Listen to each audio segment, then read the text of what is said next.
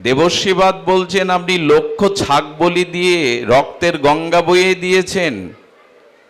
আপনি কর্মকাণ্ডের এই যে বিধি ব্যবস্থা করেছেন, এর দ্বারা শান্তি পাওয়া যাবে না।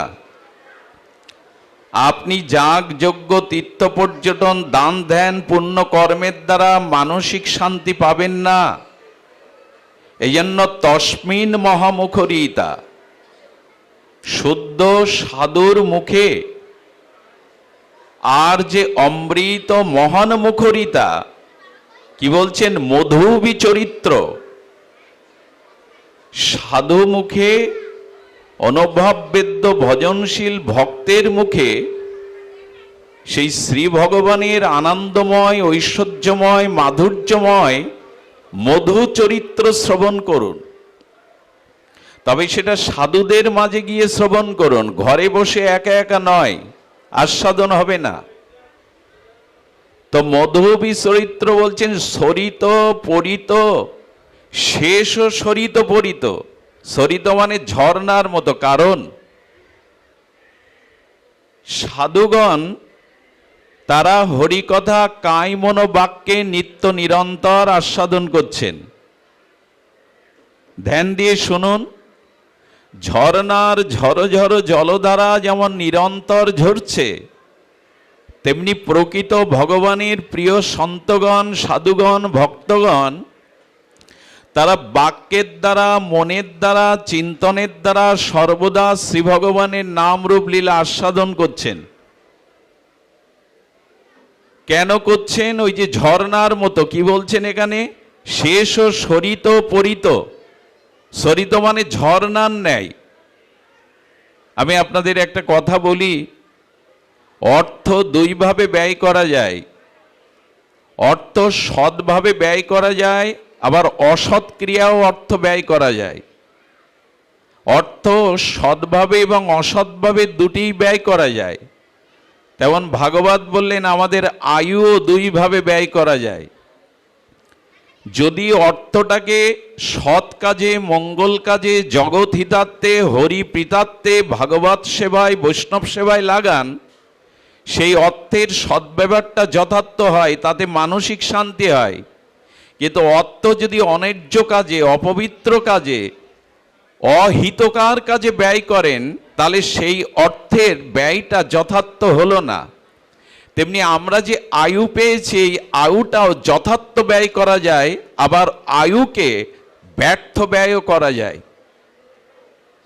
যারা এই আয়ুকে নিত্য নিরন্তর নিজের কল্যাণ, নিজের উদ্ধারের জন্য চেষ্টা করছে, হরিকথা, সাধুসঙ্গ, সৎক্রিয়া, এটাই আয়ুর সদ্ব্যবহার। সূর্য ওঠে, সূর্য অস্তমিত হয়, এটা নিত্যদিনের ক্রিয়া। কিন্তু উদিত সূর্য যে অস্ত যাচ্ছে, আমার একটা দিনের আয়ু যে হরণ করে নিচ্ছে প্রতিক্ষণে, এই চিন্তা সবার হয় না। কারণ আয়ুর সদ্ব্যবহার আমরা সবাই করি না। আয়ুকে যেমন অর্থের বললাম অসৎ ব্যবহার করা যায়, সৎ ব্যবহার করা যায়, তেমন আয়ুটারও সৎ ব্যবহার করা যায়, অসৎ ব্যবহারও করা যায়। আয়ুর সদ্ব্যবহার কোনটা? না, প্রতিক্ষণে আমাদের জীবন সূর্য হেলে পড়েছে, সূর্য উদয় হচ্ছে, অস্ত যাচ্ছে, এমনি করে তো আয়ু কাটা পড়ছে। এই জন্য পরীক্ষিত মহারাজ আমাদের প্রতিনিধি হয়ে সামনে বসেছেন, ভগবান শুকদেবের। বসে বলছেন আপনি কৃষ্ণ কথা বন্ধ করবেন না, কারণ আমার গোনা দিন 7 দিন। গোনা দিন তো আমাদেরও এক একটা গোনা দিন ফুরিয়ে যাচ্ছে। পরীক্ষিত মহারাজ আমাদের প্রতিনিধি, বলেন আপনি কৃষ্ণ কথা বন্ধ করবেন না, নিত্য নিরন্তর কৃষ্ণ সুধারস পান করার। আপনি হয়তো মনে করছেন বিপ্র অভিশাপের দিন থেকে আমি জল পাচ্ছি না, কিন্তু আপনার কৃষ্ণ কথামৃত পান করছে, এই জন্য জগতের কোনো তৃষ্ণা নেই আমার। যিনি কৃষ্ণ অমৃত কথামৃত পান করছেন, যিনি পান করেন, তার আর তৃষ্ণা কি লাগবে? তো আমি হরি কথামৃত, কৃষ্ণ কথামৃত পান করছি, আমার আর জাগতিক পিপাসা নাই, তাই আপনি কৃষ্ণ কথা বলে যান। তো যারা আয়ুকে কাজে লাগান, আয়ু কাজে লাগাই আমরা। আচ্ছা, পরীক্ষিত মহারাজের আয়ু 7 দিন। এক একটা ক্ষণ, এক একটা পল, এক একটা সেকেন্ড চলে যাচ্ছে। উনি চিন্তা করছেন কৃষ্ণ কথামৃত থেকে যেন আমি বঞ্চিত না হই। আমাদের আয়ুটা এভাবে আমরা চিন্তা করি না। দিনের পরে দিন, মাসের পরে মাস, আর বৎসর এমনি করে কাল ক্রমে কালের গর্ভে লীন হয়ে যাচ্ছে, আমাদের হিসাব নাই। এখন ধ্যান দিন, পরীক্ষিত মহারাজকে দশম স্কন্ধে এসে উনি শরৎ ঋতুর বর্ণনা দিচ্ছেন।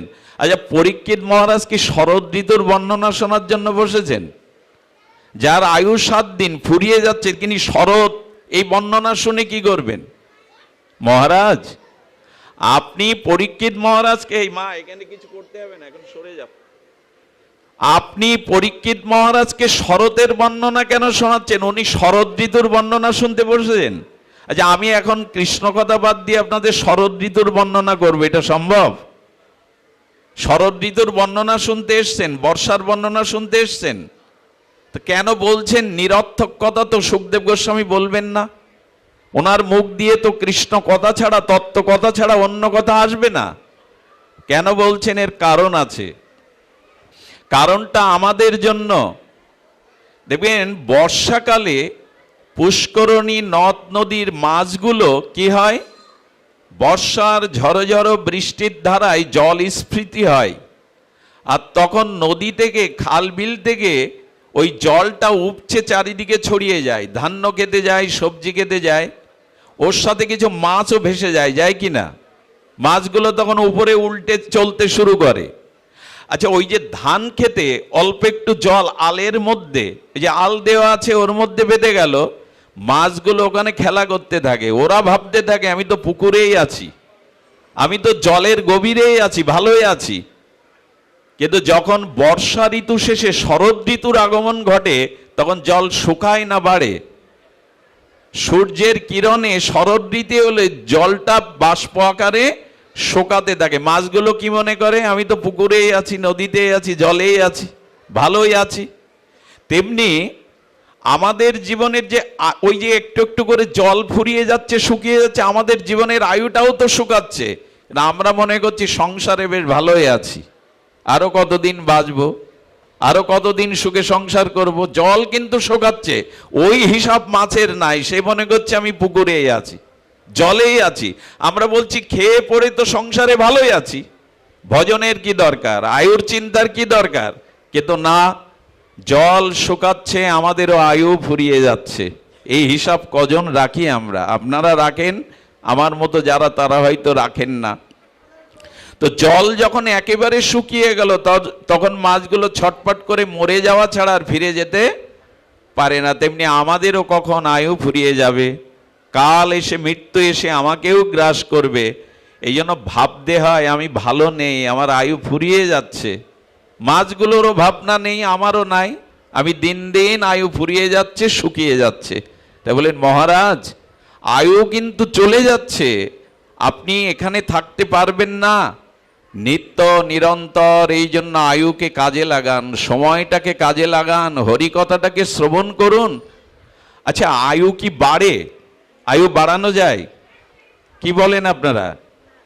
আয়ু বাড়ে, আয়ু বাড়ানো যায়। তার দৃষ্টান্ত ভাগবতে বলছে, যদি কোনো ভক্ত প্রাণ আকুল করে ব্যাকুলতার সহিত ভগবানের চরণে চোখের জলে প্রার্থনা করে, প্রভু সংসার সুখের ভোগের জন্য নয়, তোমার ভজনের জন্য আমায় কিছুটা আয়ু দাও। যদি এরকম ব্যাকুল হওয়া যায়, ভগবান তাকে কিছু আয়ু দিয়ে দেয়। কর্তম অকর্তম অন্যতা কর্তম সর্বদা কর্তম, ভগবানের আয়ু বাড়ানোর ক্ষমতা আছে। যদি প্রমাণ চান, অজামিলের চরিত্র দেখুন। অজামিল মৃত্যু এসে যমদূত এসে ওনাকে বেঁধে ফেলেছে, নিয়ে যাবে, তাই তো? কিন্তু তখন নারায়ণ শব্দ, তার পুত্রের নাম নারায়ণেই আভাস উচ্চারণ করায় বিষ্ণুদূত এসে মৃত্যুর বাঁধন খুলে দিল। ওই সময় বুঝতে পারলো যে আয়ু তো নষ্ট হয়ে গেছে, ভগবানকে ভজিনি। তখনই সে ভগবানের কাছে কাতরভাবে প্রার্থনা করছে, কৃপা করে আমাকে আর কিছুদিন। ওই বুঝতে পেরেছে আয়ুর কি মূল্য। আমরা বুঝতে পারছি না, আমরা বুঝতে পারছি না যে জীবনের আয়ুর কতটা মূল্য। উনি তখন ভগবানের কাছে কেঁদে বলছেন, প্রভু সেই যখন নারায়ণ নামে খুশি হয়ে কিছুটা জমের হাত থেকে বাঁচালেন, বাকি সময়টা তো আমার চলে গিয়েছিল, এই সময়টা আমি ভগবানের ভজনেই কাটাবো, আমাকে কৃপা করো। তো তখন কি করেছেন, উনি কাশীতে গিয়ে বাকি সময়টা ভগবানের ভজন করে ভগবানের পার্শ্বদ দেহ লাভ করে নিলেন। কি দেহ নিলেন?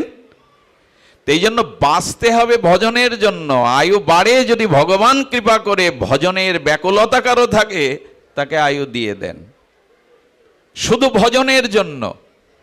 দেখুন, ডাক্তার হওয়ার জন্য, মাস্টার হওয়ার জন্য, সার্থক এই জগতে পদ প্রতিষ্ঠার জন্য মনুষ্য জন্ম না। দেবতারাও যেখানে মনুষ্য জন্মের জন্য ভগবানের কাছে প্রার্থনা করেন, আপনি দেবতা হননি, আমি দেবতা হইনি, কিন্তু তারা বলছে প্রভু এই ভক্তি ভূখণ্ড আমাদের মনুষ্য জন্ম দাও। ডাক্তার মাস্টার হওয়া ভালো কথা, সমাজের সেবা হবে, স্বাচ্ছন্দ্যে থাকতে পারবেন, কিন্তু এটা মনুষ্য জীবনের উদ্দেশ্য না। কোথাও বলতে পারবেন জোর গলায় যে ডাক্তার হওয়ার জন্য মানুষের জীবন? আমি মনুষ্য জীবন পেয়েছি দেবতার দুর্লভ, ডাক্তার হওয়ার জন্য, মাস্টার হওয়ার জন্য, ধনী হওয়ার জন্য, বড় পদ পাওয়ার জন্য? আমি মনুষ্য জন্ম পেয়েছি মূল লক্ষ্য ডাক্তার, মাস্টার, ইঞ্জিনিয়ার, কর্মচেষ্টায় যাই হোক, আমার মূল উদ্দেশ্য ভগবত ভজন করে নিজের আত্মকল্যাণ করা, নিজের উদ্ধার করা। সেই ভজনও যদি না হয়, তবে ডাক্তার মাস্টার পদ প্রতিষ্ঠা পেয়ে জগতে মান্যতা পেতে পারেন, পরকালে আপনি ধিক্কৃত হবেন, পরকালে আপনি পতিত হবেন। এই জগতে সম্মান পেতে পারেন, বড় চেয়ার পেতে পারেন, সালাম নমস্কার পেতে পারেন, অর্থবিত্ত ঘর বাড়ি মর্যাদা পেতে পারেন, পরকালে আপনার কোনো স্থান নেই, কারণ আপনি ভজন করেননি। এই জন্য মনুষ্য জীবনটা হরি কৃপাতে পাওয়া যায়, নিজের স্বীকৃতিতে পাওয়া যায় না। আর সেই হরি কৃপা করে মনুষ্য জন্ম দিয়েছেন ভজন করে নিজের উদ্ধার করার জন্য, আয়ুটা আন কাজে অসময়ে ব্যয় করার জন্য নয়। কিন্তু এই হিসাব আজ কোথায়? এই বাবা কথা হচ্ছে, এই বাবা, এই আমি বন্ধ করব? জয় শ্রী রাধে। সুধীজন, এই জন্য যতটুকু সময় আমাদের ভগবত কর্মে লাগানো উচিত। পরীক্ষিত মহারাজ বলছেন প্রভু আর পরিত শ্রবিত শ্রবন্তী, দেখুন কি করা উচিত। আচ্ছা, ঝর্ণার জলটা যেখানে পড়ে ওখানে একটা হ্রদ তৈরি হয় না, একটা সরোবর তৈরি হয়? জলটা অনবরত পড়তে গিয়ে ঝর্ণার জলটা ছাপিয়ে জলটা নষ্ট হয়ে যায় কিনা, চারিদিকে ছড়িয়ে যায় কিনা? আচ্ছা, ওই জল যাতে নষ্ট না হয়, কেউ যদি একটা নালা করে দিয়ে খেতে দিয়ে দেয়, ধান খেতে, সবজি খেতে, ফুলের খেতে, জলটা নষ্ট না হয়ে কাজে লাগে কিনা? তেমন ভগবানের প্রিয় তত্ত্বজ্ঞ ভক্তিমান ভক্ত যারা, তারা মনে করে দিন রাত কায়িক বাচিক মানসিক তারা ভগবানের ভজন করছে, কিন্তু সেই ভজনে তাদের তৃষ্ণা মেটে না। ওই যে সরিত পরিত শ্রবন্তী, তাদের হরিভজন সবসময় হচ্ছে, ছাপিয়ে যাচ্ছে ওই ঝর্ণার মতো। তারা কি করে জানেন? ওই নালা কেটে দিয়ে যেমন সবজি খেতে দিলে জলটা কাজে লাগে, নষ্ট হয় না আশেপাশে গিয়ে, তেমন সাধকরা ভজন করতে করতে করতে করতে নালা তৈরি করে দেয়। এই নালাটা হলো কণ্ঠ নালা, অর্থাৎ কণ্ঠ দিয়ে তারা ভগবানের সংকীর্তন করতে থাকে, ভজন করতে থাকে, যাতে ওইটা অন্য জীবের কাজে লাগে। এই কণ্ঠ দিয়ে, নালা দিয়ে তারা ওটা কাটিয়ে দেয়। ভজন তো করছে, তারা প্রেমানন্দে ভাসছে, কিন্তু কণ্ঠের নাম দিয়ে, ভগবানের গুণকীর্তন দিয়ে, ওই নালা দিয়ে আমাদের মতো জীবকে তারা বাঁচিয়ে দেয়, প্রেমানন্দ দান করে। এই জন্য তারা কাজে লাগাচ্ছে। পরীক্ষিত বলছেন না, আমার তো সেই ভাগ্য নাই। আর বলছেন মহারাজ, আপনি যে কর্ম করেছেন সেই পাপ পুণ্যের কর্ম আপনাকে ভুগতে হবে, এর থেকে আপনি রেহাই পাবেন না। প্রাচীন বহি রাজাকে দেবশ্রীবাদ নারদ বলছেন, যদি ভয় শোক মোহ দূর করতে চান, একটাই কেবল উপায়, গাঢ় কর্ণই তান্ন, গাঢ় কর্ণে হরিকথা শোনো। এখানে কোলাহলের জায়গা নয় তো। যদি পছন্দ না হয়, ভালো না লাগে, নিজের প্রয়োজন থাকে, ওটা মিটাতে হবে সাইডে গিয়ে। কিন্তু এখানে যদি এসেছি, গাঢ় কর্ণে হরিকথা শুনতে হবে। এখানে ব্রহ্মা নারদও যদি হরিকথা বলে, আর হরিকথাতে যদি আপনার রুচি না হয়, অন্যমনস্ক থাকেন, এখানে ব্রহ্মা নারদ হরিকথা বললে আপনার কল্যাণ হবে না, কোনো কাজে আসবে না। গাঢ় কর্ণে হরিকথা শুনতে বলেছেন নারদ। কি বলেছেন? গাঢ় কর্ণই। গাঢ় কর্ণ মানে এক বিন্দু তোমার কথামৃত যেন কর্ণ থেকে বাদ না পড়ে, হৃদয় থেকে অন্যদিকে না চলে যায়। হরিকথা কিভাবে শুনতে হয়? গাঢ় কর্ণ। গাঢ় কর্ণ মানে, আরে এই লীলা তো আমি অনেকবার শুনেছি, এ কথা তো আমি অনেকবার পাঠকের মুখে, না যদি মনে হয় এ কথা অনেকবার শুনেছি, এ কথায় আর রস পাবো না, জানবেন আপনার গাঢ় কর্ণ নয়। হরিকথা কোটি জন্মব্যাপী শুনতে শুনতে আর আপনার কর্ণে যেন এরকম মনে না হয় এ কথা তো আগেও শুনেছি, শ্রবণ করেছি, না, গাঢ় কর্ণে শ্রবণ করতে হবে। তংসান ভয় শোকমোহা, হে মহারাজ, দেবশ্রীবাদ বলছেন যদি গাঢ় কর্ণে তৃষ্ণা জাগিয়ে আর হরিকথা শ্রবণ করতে পারেন, আমি আপনাকে এই প্রতিজ্ঞাপূর্বক বলছি, আপনার ভয়, আপনার শোক, আপনার মোহ দূর হয়ে যাবে। শোক মোহ মুখের কথায় যাবে না, পূজা পার্বণ যাগযজ্ঞ ঢাকঢোল পিটালে যাবে না।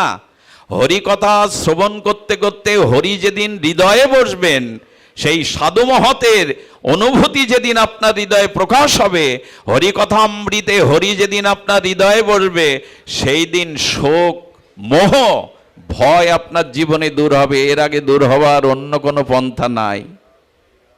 এই জন্য শোক মোহ ভয় কে না দূর করতে চায়, কিন্তু পথ আমরা অবলম্বন করি না। দেবশ্রীবাদ বললেন গাঢ় কর্ণে হরি কথা শ্রবণ করো, নিবৃত দর্শই রূপগীয় মানাত। আহা, কি অপূর্ব শ্লোক এসেছে, এটি পরীক্ষিত মহারাজ বলছেন। দেখুন, হরি কথা নিবৃত দর্শই। নিবৃত দর্শই মানে যাদের সংসার বাসনা নিবৃত্তি হয়ে গেছে, আমার মতো, আমাদের বললে ভুল হলো, আমার যায়নি, নিবৃত দর্শই, যারা সংসারের ভোগ বাসনার থেকে নিবৃত্তি হয়েছে, সেই মুক্ত পুরুষ, সেই আত্মরামগণ তোমার কথা ছাড়া তারা থাকতে পারে না। কিন্তু রূপগীয় মান, তো তোমার রূপ গুণ মাধুর্য, এই শ্রবণেই তাদের আনন্দ, এই শ্রবণেই তাদের চিত্তে প্রেমানন্দ রস সৃষ্টি করে। পরীক্ষিত মহারাজ এই শ্লোকটি বললেন, সাপাদ শ্রোতা মনোভিরামাত। আহা, এখানে কি বলছে দেখুন, মুক্ত পুরুষ আত্মরামগণ পুরুষ তো তোমার কথা, তোমার লীলা, তোমার ভাবনা, তোমার নাম রূপ লীলা ছাড়া থাকতে পারে না। কিন্তু আমাদের মতো ভবরোগী যারা, তাদেরও একমাত্র ঔষধ হরি কথা, তাছাড়া অন্য কিছু না। কি বলছেন? সাদৌ শ্রোতৌ মনোভিরামাত। অর্থাৎ বলছেন, আচ্ছা ঔষধ দরকার কার? সুস্থ মানুষের। ঔষধ দরকার কার? রোগীর। কিন্তু রোগী সবসময় কি করে জানেন? রোগীর ওষুধ দরকার, যার ব্যথা যন্ত্রণা অসুস্থতা, এখন ঔষধ দরকার রোগী যিনি যন্ত্রণায় কাতর। তেমনি এই ভব সংসারে, সংসার তাপে যারা জ্বলছে পুড়ছে, এই অনুভূতি আসলেই তো এর ওষুধের জন্য তিনি হরিকথা চাইবেন, ভজন করবেন। কিন্তু আমাদের অনুভূতি নেই যে আমি পুড়ছি। কথাটি খুব মন দিয়ে শোনার জন্য অনুরোধ করছি। আগে তো আপনাকে জানতে হবে আপনি রোগী। কিছু মনে করবেন না, অপারেশন করার আগে ডাক্তার যখন অবশ করে নেয়, তখন কি কাটলে, অপারেশন করলে, সেলাই রক্তারক্তি করলে বোঝা যায়? রোগী বুঝতে পারে। তেমনি আমি যে সংসার জ্বালায় জ্বলছি, ভালো নেই, এই উপলব্ধিও আমাদের নেই। তারপরে তো ওষুধের খোঁজ করতাম। কি করে বোঝাই বলুন তো? কিছু কিছু রোগ আছে, রোগের বিকার আসে, আর রোগের বিকারগ্রস্ত রোগী বুঝতে পারে না আমার রোগ আছে, আমার ওষুধ দরকার, বরং ডাক্তার আনলে বলে ডাক্তার এনেছে কেন, আমার তো কিছু হয়নি। তা আমরা যে সংসারে ভালো নেই, আমরা যে কর্মফলে জ্বলছি সংসারে, এই উপলব্ধি আমাদের নেই। যদি মনে করতাম অসুস্থ, তবে তো ওষুধের খোঁজ করতাম। এই জন্য আমার চিন্তা নেই। যেমন সাপ মুখে বিষ নিয়ে খায়, ঘুমায়, তবু ওই বিষে ওকে মেরে দেয় না। সাপের গালের মধ্যে বিষ আছে, ওই বিষ নিয়ে খায়, ঘুমায়, ঘুরে বেড়ায়, ওই বিষ ওর ক্ষতি করে না। তেমনি আমরাও যে ভালো নেই, আমরা যে রোগী হয়ে গেছি, জন্ম মৃত্যু জরাব্যাধি ভোগ করছি, ত্রিতাপ জ্বালা, এ উপলব্ধি হলেই তো সাধু সঙ্গে যাব, উপলব্ধি হলেই তো ওষুধের ব্যবস্থা নেব, ডাক্তারের কাছে যাব। এই জন্য বললেন, আমার মনে হয় হে গুরুদেব, হে ভগবান সুখদেব, আমার যে রোগ হয়েছে আমি বুঝতে পারছি না। এই ভবরোগের কি বলছেন? আস্বাদ ও শ্রোত মনোভিরামাত। এই মনের এই সংসারের রোগের একমাত্র ঔষধ সাধুমুখে হরি কথা। আমি আপনাদের একটা ছোট নিবেদন করি। উদ্ধব মহারাজ বৃহস্পতির শিষ্য ছিলেন। উদ্ধব মহারাজের মতো জ্ঞানী অগ্রগণ্য পৃথিবীতে দ্বিতীয় ছিল না। সেই উদ্ধব অনেক শাস্ত্রজ্ঞ, পণ্ডিত, মেধা সম্পন্ন বৃহস্পতির শিষ্য, কিন্তু যখন বৃন্দাবনে গিয়ে গোপীদের কৃষ্ণ বিরহ দেখল, গোপীদের আরতি দেখল, যন্ত্রণা দেখল, 10 মাস পরে নিজের আঁচল পেতে দিয়ে দিল। আর নিজের এই যে উত্তরীয় পেতে দিয়ে বলছেন, হে গোপীগণ, হে ব্রজসুন্দরীগণ, আমি যদিও অযোগ্য আপনাদের চরণ ধুলির, তবু আমি উত্তরীয় পেতেছি, আপনারা কৃপা করে এই উত্তরীয়তে একটা আশীর্বাদ দিন। গোপী বলছেন, কি চাই উদ্ধব তোমার? তুমি পণ্ডিত, তুমি জ্ঞানী, জ্ঞানী মধ্যে অগ্রগণ্য, কি চাই? উদ্ধব তখন বলছেন, আমি ব্রজে এসে বুঝতে পেরেছি বই পড়ে, শাস্ত্র পড়ে, পাণ্ডিত্য দিয়ে কিছু হয় না। তোমাদের মতো চোখের জলে কৃষ্ণ বিরহের অনুরাগ না হলে কৃষ্ণ প্রেম হয় না, প্রেম পাওয়া যায় না। এটা আমি পাইনি, এটা আমি পাইনি, এই অনুরাগটা আমি পাইনি। উদ্ধব সেদিন বলেছিল কি জানেন? আহা, উদ্ধব প্রার্থনা করতে বলছে, তোমাদের চরণধুলি চাইবার যোগ্যতা নেই, তবে তোমরা আমাকে একটা আশীর্বাদ করো। এই ব্রজ বিপিনে, ব্রজ বৃন্দাবনে আমি যেন একটা লতা হয়ে জন্মাতে পারি। কেন উদ্ধব? মানুষ জড় বস্তু থেকে চিন্ময় মানুষ হতে চায়, আর তুমি মনুষ্য জন্ম পেয়ে শ্রেষ্ঠ জ্ঞানী হয়ে, বিঞ্চিগণের পণ্ডিত হয়ে, তুমি কেন আবার লতা পাতা জড় হইতে চাইছো বৃন্দাবনে? বললো, যার কৃষ্ণ প্রেম নেই, কৃষ্ণ বিরহ নেই, সে কি আর মানুষ? সে তো জড়ই, জড় পদার্থ, সে পাষাণ। সে যার ভজন নেই, নিত্য স্মরণ নেই, সে বেঁচে থেকেও মরা, মৃত। যার ভগবৎ স্মৃতি বুকে নেই, ইনি বেঁচে নেই, ইনি জীবদ্দশায় জীবন মৃত। তখনই বলছেন, আমার সৌভাগ্য নাই ওনাদের চরণধুলি চাওয়ার, তাই একটি লতা হয়ে বৃন্দা বিপিনে জন্মাতে চেয়েছি। হে গোপীগণ, কৃষ্ণ অনুরাগিনী হয়ে তোমরা যখন ছুটে যাবে ব্রজ বৃন্দাবনে গোবিন্দের সান্নিধ্যে, তখন তোমাদের চরণের এই অনুরাগময় একটি ধূলিকণা যেন আমার বুকে এসে পড়ে, তাহলে আমি ধন্য হব। একথা আবেগের, একথা আবেগের নয়। আমাদের ভক্তমাল চরিত্রে নাভা গোস্বামীপাদ বলেছেন, গোবিন্দ আমার কোটিবার জন্ম হোক, আমি জন্ম এড়াতে চাই না, কিন্তু জন্ম যদি হয় সেখানেই জন্ম দাও, যেখানে তোমার শুদ্ধ ভক্তের দর্শন ও চরণধুলি সঙ্গ পাবো, সেখানে জন্ম দাও। আমি জন্ম মৃত্যু এড়াতে চাই না, কোটিবার আসতে চাই, তবে তোমার শুদ্ধ ভক্তদের মাঝে জন্ম দাও, যাতে ভক্ত দর্শন, ভক্তের চরণধুলিতে নিজেকে অভিষিক্ত করতে পারি। একটা কথা আপনাদের সারাৎসার বলে রাখি, শুদ্ধ ভগবৎ ভক্তের চরণধুলিতে যতদিন স্নান না করবেন, অভিষিক্ত না হবেন, ততদিন ভগবানের কৃপা হতে আমি বঞ্চিত থাকবেন, প্রেম ভক্তি থেকে আপনি বঞ্চিত থাকবেন। যতদিন শুদ্ধ ভক্তের চরণ ধুলিতে, এই জন্য অনেকেই ভগবান মানে, ভগবানকে মানে, ভক্ত মানে না, তাদের ভগবত মানাটা যথার্থ মানা নয়।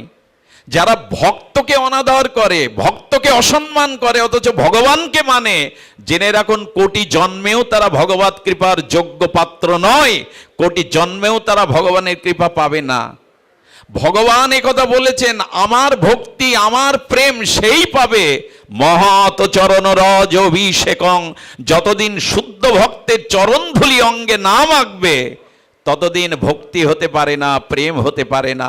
ভক্তি ভগবান নয়, ভক্তি ভক্তই দিয়ে থাকেন। এটা ভগবানের সম্পদ, কিন্তু ভক্তই দেবেন। এই জন্য ভক্তকে মান্যতা দিন। ভগবানকে যে মানে, ভক্তকে যে মানে না, তার ভগবান মানাটা শাস্ত্র যথার্থ মানা বলা হয়নি। তাই উদ্ধবের মতো ভক্ত, যিনি কৃষ্ণের সখা, তিনি বললেন, হে গোপীগণ, একটা গুপ্ন লতা করে, ঔষধি লতা করে জন্ম দাও, আর তোমাদের অনুরাগের ধুলি যেন আমার বুকে এসে একটা পড়ে। উদ্ধবের প্রার্থনা এটি, যিনি ভগবত উত্তম সর্বশ্রেষ্ঠ ভক্ত। আমাদের ওই প্রার্থনা হওয়া উচিত, যার অনুরাগ আছে, যার প্রেম আছে, যেন তার চরণধুলি মাখতে পারি। ভক্তের চরণধুলির মহিমা শুনবেন। একবার এক মরুভূমিতে গেছেন এক সাধু মহাত্মা। তো সেই মহাত্মা একটা কুয়ো থেকে জল তুলছে তো নোনা জল। গুরু মহারাজকে সাধুকে নোনা জলে চ্যান করিয়ে বড় ব্যথা পেয়েছিলেন, রাত্রে ঘুমাতে পারিনি, এখানে মিষ্টি জল কোথায় পাবো? ভোরবেলা স্বপ্নে বলছেন মিষ্টি জল পাওয়া যাবে, সাধুর চরণধুলিটায় নোনা জল কুয়োর মধ্যে দিয়ে দাও, সাধুর চরণধুলির মহিমা আছে, ওটা মিষ্টি জল হয়ে যাবে। রাত ধরে চিন্তা করেছে, সকালে উঠে আচার্যদেবের চরণধুলিটা হাত পেতে প্রার্থনা করে কুয়োয় দিয়ে দিল। গল্প শোনানোর জন্য আমি এই আসরে বসিনি, সঙ্গে সঙ্গে কুয়োর জলটা মধুময়, শীতল, মিষ্টিময় হয়ে গেল সাধুর চরণ। কি হয় না সাধুর চরণধুলিতে! এই জন্য বললেন না, ভক্তি যদি পেতে চাও সাধুর সঙ্গে আর ভক্তের চরণধুলিকে নিজেকে অভিষিক্ত করো। এটাই তো সাধু মহিমাদের, মহাত্মাদের কথা। এই ধুলির মধ্যে এমন কিছু আছে, এই ধুলির মধ্যে এমন কিছু সংক্রামিত প্রেম ভক্তি আছে যা আপনাকে ভক্তিমান করে দেবে। এই জন্য অনুরোধ করছি, এখানে বারবার বলবেন সেই ঔষধটাই হলো ভক্ত সঙ্গ, সেই ঔষধটা হলো হরিকথা। হে মহারাজ, মহারাজ বলছেন, হে সুখদেব ভগবান, আপনি আমায় শোনাচ্ছেন না আমি অধিকারী না বলে, আমি রুগী বলে? তবে শুনুন, আমি অধিকারী মনে হয় নই, তার কারণ গীতাতে ভগবান বলেছেন ন চ শুশ্রূষা ন তপস্কায়। যার তপস্যা নেই, যার শ্রদ্ধা নেই, আমার হরিকথাতে প্রীতি নেই, অর্জুন আমাকে, আমার কথা তাদের বলতে যেও না। এই জন্য যেখানে ভক্ত নেই, শোনার আগ্রহ নেই, ওখানে হরিকথা প্রকাশ করা উচিত নয়। ভগবান বলেছেন ন তপস্কায়, যাদের তপস্যা নেই, অর্থাৎ ধৈর্য ধরে হরিকথা শোনার মতো যাদের পরিশ্রম সহনশীলতা নেই, যারা হরিকথাকে সেবা করে না, হরিকথাকে সেবা পরামুখ, এদের সামনে আমার কথা বলো না অর্জুন, ওটা বৃথা হয়ে যাবে, এটা ব্যর্থ হয়ে যাবে। এই জন্য ভাগবত পর গিয়ে, ভক্তের মাঝে গিয়ে, বৈষ্ণবের মাঝে গিয়ে যাদের হরিকথার পিপাসা আছে, লালসা আছে, সুধীজন, এই জন্য বললেন ক উত্তম শ্লোকা গুণানুবাদাত। এই উত্তম শ্লোক ভগবানের কথা ভক্ত সঙ্গে বলো। একটা কথা বলি, ভক্ত চরিত্র আলোচিত হলে ভগবান সবার আগে এসে আসরে দাঁড়িয়ে পড়েন, ভক্তের চরিত্র শুনবে বলে। সুধীজন, এই উত্তম শ্লোক ভগবানের কথা শোনার জন্য পরীক্ষিত মহারাজ বলেছেন প্রমাণ বিরাজ্জাত, হ্যাঁ, বিনা পশুক না। কার এ হরি কথা ভালো লাগে না? যারা পশু হত্যাকারী ব্যাদ, বললেন না, ব্যাদও তো স্বধর্ম পালন করছে, ব্যাদ শিকার করে মাংস বিক্রি করে ধর্ম পালন করছে, সংসার ধর্ম। তো বলছেন না, বিনা পশুক না, অর্থাৎ পশু হত্যাকারী কারা? যারা মনুষ্য জীবন পেয়ে, বিবেক বিচার পেয়ে, গীতা ভাগবত পেয়ে, সনাতন ধর্মে জন্মগ্রহণ করেও, হরিনাম ভাগবত পাঠ বিগ্রহ সেবা পেয়েও, যারা সাধুমুখে হরিকথা পেয়েও নিজের উদ্ধার করল না, নিজে ভজন করে জন্ম মৃত্যু চক্র হতে, অভিশাপ থেকে মুক্তির চেষ্টা করল না, এরাই পশুঘাতী ব্যাদ, এরাই কেবল হরিকথা শুনতে চায় না, এরাই পশু বিঘ্নকারী ব্যাদ, যারা মনুষ্য জীবন পেয়ে নিজের কল্যাণের চিন্তা করল না, নিজের মঙ্গলের চিন্তা করল না। সবশেষে আপনাদের কাছে এই অনুরোধ করে যায়, মায়ার হাত থেকে বাঁচুন, মায়ার হাত থেকে নিজেকে নিষ্কৃতি পাওয়ার জন্য দয়া করে ক উত্তম শ্লোকা গুণানুবাদ, ভগবানের কথা শ্রবণ করুন। দেখুন, আমরা মায়াবদ্ধ, আমরা বললে ভুল হলো, আমি, আমার মতো মাদিশ অভাজন বিষয়াসক্ত জীব, এরা মায়াবদ্ধ। আচ্ছা, একটা কথা বলতে পারেন, আমরা তো অমৃতের পুত্র, আমরা তো ভগবানের অংশ, অমৃতাস্য পুত্র, আমাদের এই জরা ব্যাধি দুঃখ ঢুকলো কোথা থেকে, প্রবেশ করলো কোথা থেকে? এই উত্তর আমাদের নিতে হবে। আমরা তো চিন্ময়, আমরা অমৃতের পুত্র, আমরা ভগবানের অংশ, আমাদের তো জরা ব্যাধি মৃত্যু কর্মফল দুঃখ এগুলো ভোগ করার কথা না। আচ্ছা, সূর্য কখনো অন্ধকার দেখে কি? সূর্য অন্ধকার দেখে? কারণ সূর্যের স্বপ্রকাশ, ওখানে অন্ধকার দাঁড়াতে পারে না। তেমনি ভগবানের অংশ, আনন্দময় সচ্চিদানন্দের অংশ হয়ে আমাদের কেন এই জরা ব্যাধি দুঃখ ভোগ করতে হচ্ছে? আসলে জরা ব্যাধি ভগবান কাউকে দেয়নি, জরা ব্যাধি দুঃখ ভগবান দিতে পারে না। সচ্চিদানন্দ ভগবান থেকে কারো জরা ব্যাধি দুঃখ আসে না, উনি দিব্য চিন্ময় সচ্চিদানন্দময়। এলো কোথা থেকে জানেন? অদ্ভুত কথা, এটি একটু মন দিয়ে শুনতে হবে। এই জন্য বলছি, পরমাত্মিক জগতে ভগবান বলেছিলেন মায়াকে ডেকে, শোনো মায়া, তুমি আমার ত্রিগুণময়ী মায়া। জীব যখন আমাকে ভুলে যাবে, কৃষ্ণকে ভুলে যাবে, মায়া আমি তোমাকে অধিকার দিলাম, ওই জীবকে তুমি কিছুটা সাজা ভোগ করাও, কষ্ট দাও, কারণ যন্ত্রণা না পেলে, কষ্ট না পেলে ও আমার কথা মনে করবে না। এই জন্য কৃষ্ণ ভুলে যাওয়ার অপরাধে আমরা এই জরা ব্যাধি মৃত্যু অভিশাপ কর্মফল ভোগ করছি, শুধুমাত্র একটা দোষে, কৃষ্ণকে ভুলে যাওয়ার দোষে। কৃষ্ণ ভুলি যেই জীব অনাদি বহির্মুখ, অতএব মায়া তারে দেয় সংসার। দুঃখ কে দেয়? ভগবান। দুঃখ কার কাছ থেকে আসে? ভগবানের থেকে। ভগবান আনন্দময়, কল্যাণময়, ভক্তবৎসল, তিনি দুঃখ হারি, দুঃখ দিতে পারেন না। কৃষ্ণ ভুলে যাওয়ার অপরাধেই এই সাজা ভোগ করছি। এখন উপায় কি? এখন কৃষ্ণমুখী হওয়া। ভগবান তখন বললেন, দেখো, যে কৃষ্ণ ভুলে যায় মায়া, তুমি তাকে আবদ্ধ করো। কি দিয়ে আবদ্ধ করো? বলল, দেখুন আমাদের বাচ্চাটাকে কি বলছেন, আমাদের যেই আমরা কৃষ্ণ ভুলে গেলাম, সেই মায়া আমাদের আবদ্ধ করলো। আর মায়া আবদ্ধ করে কি করলো জানেন? আমার ইন্দ্রিয়, মন, বুদ্ধি মায়া গ্রাস করে দিল। দেহ, ইন্দ্রিয়, মন, বুদ্ধি। একটু ধ্যান দিতে হবে। আমি আত্মা, কিন্তু আমি পরিচয় কি? এই দেহটাই আমি। মায়া এমন করে আমার দেহ, ইন্দ্রিয়, মনে মিশে গেছে। আচ্ছা, আমি যখন বলি আমি অসুস্থ, আমি সুস্থ, আত্মার কি অসুস্থতা আছে? তা আমি অসুস্থ বলছি মানে মায়া এমন ভাবে মিশিয়ে গেছে, আমি আমাকে চিনতে পারছি না, বলছে আমি অসুস্থ। আমি তো আত্মা, আমি তো ভগবানের অংশ, আমি অসুস্থ হতে পারি না, আত্মার অসুস্থতা হয় না। কিন্তু আমি কৃষ্ণ ভুলে দেহকে আমি ভেবে বলছি আমি অসুস্থ। আচ্ছা, আমি যখন বলছি আমার চোখ দেখতে পাচ্ছে না, আমার দৃষ্টিশক্তি হারিয়ে গেছে, আত্মার চোখের দৃষ্টি কমে?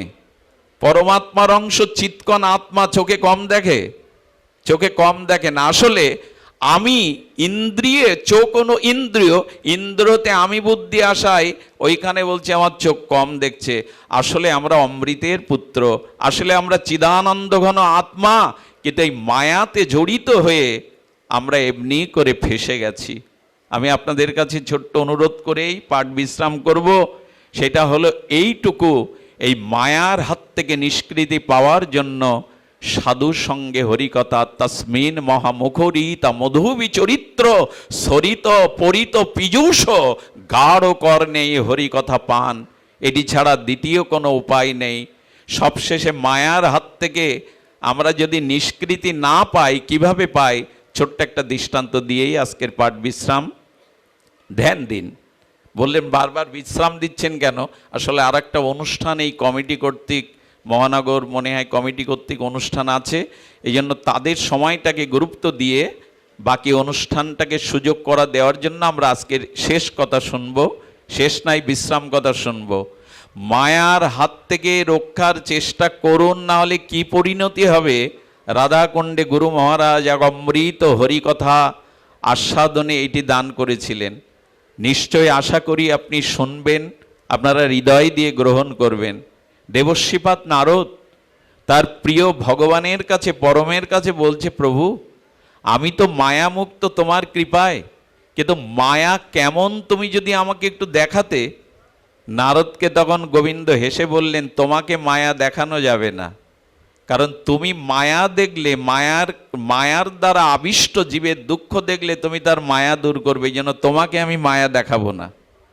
দেবশ্রীপাদ নারদ বলছে, আমি কথা দিচ্ছি মায়া দেখলেই আমি তাকে উদ্ধার করব না, আমি কথা দিচ্ছি, কিন্তু মায়াকে দেখান। যে মায়ার কারণে জীব তোমাকে ভুলে, নিজের কল্যাণ ভুলে এই জন্মমৃত্যু জরা ব্যাধিতে ঘুরপাক কাচ্ছে, তার অভিশপ্ত জীবনযাপন করছে, সেই মায়াকে একটু দেখান। নারদকে তখন গোবিন্দ বলছেন, সূর্য কি অন্ধকার দেখতে চায়? অন্ধকার দেখতে পায়?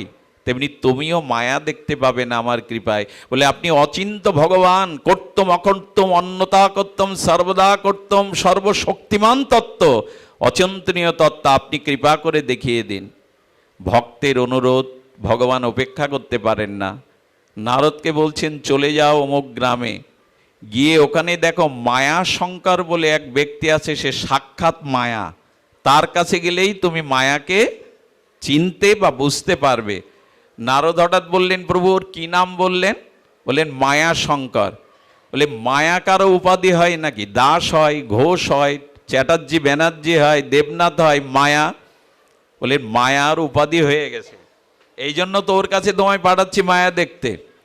আচ্ছা, এক গ্রামে যদি দুইজন বিমল থাকে, একই টাইটেলের দুজন বিমল, একজন হাড় কৃপণ আর একজন উদার চেতা, তো ওই একই টাইটেলের একই গ্রামে একই পাড়ায় দুজন বিমল বাস করলে, যে খুব কৃপণ, সৎ কাজে অর্থ ব্যয় করে না, তার নামের আগে একটা বিশেষণ দিয়ে দেয়, কৃপণ বিমল, তাই না? কৃপণ কেউ টাইটেল, আসলে চরিত্রটাই কৃপণ উপাধি পেয়ে গেছে। তেমন ওর এত মায়া যে গোবিন্দর নাম দিয়েছেন, ওর বাবা মা রেখেছে শঙ্কর, কিন্তু গোবিন্দর নাম দিয়ে দিয়েছেন মায়া শঙ্কর, যাও মায়ার কাছে। নারদ সাধু বেশে জয় রাধা জয় রাধে জয় মাধব বলতে বলতে বলে, এটা কি মায়া শঙ্করের বাড়ি? অনেক খুঁজে খুঁজে পাচ্ছি না। মায়া শঙ্কর বারান্দাতে বসেছিল। আহা ওহো ভাগ্য আমার, আপনি কোথা থেকে এসেছেন? বলে বৃন্দাবন থেকে। বলে কি ভাগ্য আমার, আজ কি সূর্য উঠেছিল আমার সৌভাগ্য বহন করে, আসুন আসুন বসুন বসুন, আমার কি ভাগ্য। নারদ বলছে বাবা, এই তো কথার স্তুতি আছে। বসে তখন বলছেন, আপনি কি মায়া শঙ্কর? বলে হ্যাঁ আমি মায়া শঙ্কর। তখন নারদ চিন্তা করছেন, মায়াকে চিনতে গেলে গোবিন্দ পাঠিয়েছেন, কথা বলা ছাড়া কারো ব্যক্তিত্ব বোঝা যায় না। আচ্ছা, 10 জন শিক্ষিত ম্যাজিস্ট্রেট আইনজ্ঞদের মাঝে যারা আইনে বিশারদ, সেই 10 জন ম্যাজিস্ট্রেটের মধ্যে আমার মতো একটা মূর্খ যদি কোট টাই প্যান্ট পরে চেয়ার টেনে বসে, ততক্ষণ বোঝা যাবে না ও মূর্খ, যতক্ষণ ও মুখে কথা না বলা শুরু করবে। কথা বলাতেই মানুষের ব্যক্তিত্বের পরিচয় পাওয়া যায়, যার ভেতরে ভাব যেমন তার ভাষাও তেমনি মুখরিত হয়। তো এই জন্য নারদ ভাবছে, কথা না বললে ওর যে মায়া দেখতে ভগবান পাঠিয়েছেন আমি বুঝতে পারবো না। মায়া শঙ্করকে বলছেন, শঙ্কর বৃন্দাবনে চলো, সংসার মায়ার জায়গা, এখানে জরা ব্যাধি মৃত্যু আছে, সুখের জায়গা না অসুখের জায়গা, তুমি আমার সাথে ব্রজে চলো। তখনই মায়া শঙ্কর শুরু করেছে তার ঝর্ণা ধারা। তাকে আর জানি না, দিন রাত জ্বলে পুড়ে মরছি আর মায়ার দগ্ধীভূত হচ্ছে, কিন্তু সাধু বাবা মেয়ে যে সাই না, ব্র্যাকেট দিয়ে দিল। নারদ উপলব্ধি করছে, আমরাও বলি না মেয়েটার বিয়ে হোক, ছেলেটার চাকরি হোক। আচ্ছা, ছেলের চাকরি মেয়ের বিয়ে পর্যন্ত আপনি থাকবেন, এ গ্রান্টে আপনি পেয়ে গেছেন, আর ওদের চাকরিদাতা আপনি। আপনি চেষ্টা করতে পারেন, কিন্তু আপনার হাতে তেমন কিছু নাই, আপনি চেষ্টাটুকু করতে পারেন, ওর প্রারব্ধে না থাকলেও পাওয়া যাবে না। আমরা কি করি, ভজন পরে করব, আগে এই কাজ। বলো মেয়ে সাই না, ব্র্যাকেটে দিয়ে দিয়েছে। বললো তুমি মারা গেলেও তোমার মেয়ের গতি হবে তার প্রারব্ধে যা আছে, তুমি চলো। বললো মেয়ের বিয়ে হলে আর বলা লাগবে না, আমি আপনার পিছনে ছুটব। সঙ্গে সঙ্গে ওনার স্ত্রী এসে কটমট করে তাকিয়ে দেবর্ষী নারদের পানে চেয়ে বলছেন, আপনার খেয়ে কাজ নেই, কিন্তু ওর আছে, আপনি উঠুন, আপনি যান, পথ ছেড়ে দিন, ওর কাজ আছে। সঙ্গে সঙ্গে বলে যখন কটমট করে ক্রোধ হয়ে ঘরে গেল, তখন নারদ বলছেন, এরকম সাক্ষাৎ মায়ার সাথে আছেন কি করে আপনি? আরে আপনি চলুন, বৃন্দাবনে পরম আনন্দ আছে, আমার সাথে চলুন। বলে ওই যে মেয়ের বিয়ে, আপনি চলে যান, নাহলে আর এক গালি শুনতে হবে। আমি মেয়ের বিয়ে হলে ঠিক ঠিক বৃন্দাবনে গিয়ে ভজন করব। 5 বছর পর নারদ চিন্তা করছে মেয়ের বিয়ে হয়েছে কিনা দেখে আসি। গিয়ে বলছে, এটা কি মায়া শঙ্করের বাড়ি? মায়া শঙ্করের বাড়ি এটা। ছেলেটা ছোট ছিল, বড় হয়ে বলছেন, বাবা তো 3 বছর আগে মারা গেছে।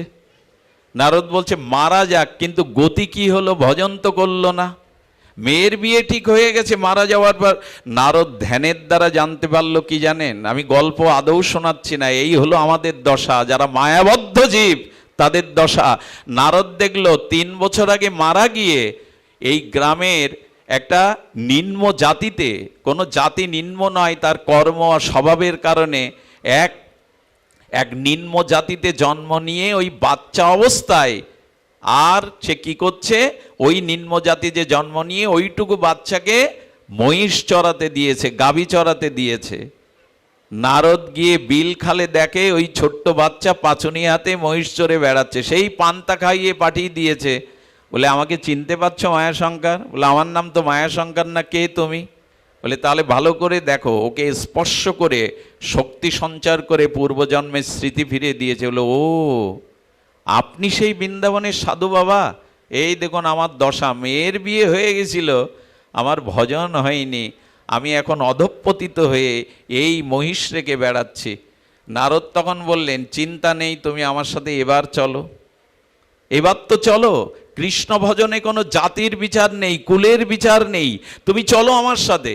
বলে দেখুন, এই মালিক বড় ভালো, 3 বেলা পেট পুরে খেতে দেয়, আর এই মহিষগুলো রাখতে রাখতে এদের সাথে আমার একটা প্রিয়তা এসে গেছে, এদের ছাড়াও আমি থাকতে পারি না। নারদ উপলব্ধি করছে মায়া কাকে বলে। নারদ বলছে তাহলে যাবে না? বললে আপনি যান, আমি পরে চিন্তা করব। নারদ পেছন ফিরে গোবিন্দকে বলছে, ধন্যি তোমার মায়া প্রভু, ধন্য তোমার বহিরঙ্গা মায়ার ক্ষমতা। নারদ চলে গিয়ে 2 বছর পরে আবার এসে বলছে, আপনাদের রাখালটা কোথায় গো? বললো, বিলে বিষাক্ত সর্পাঘাতে সে মারা গেছে। যাক, এবার কি গতি হলো?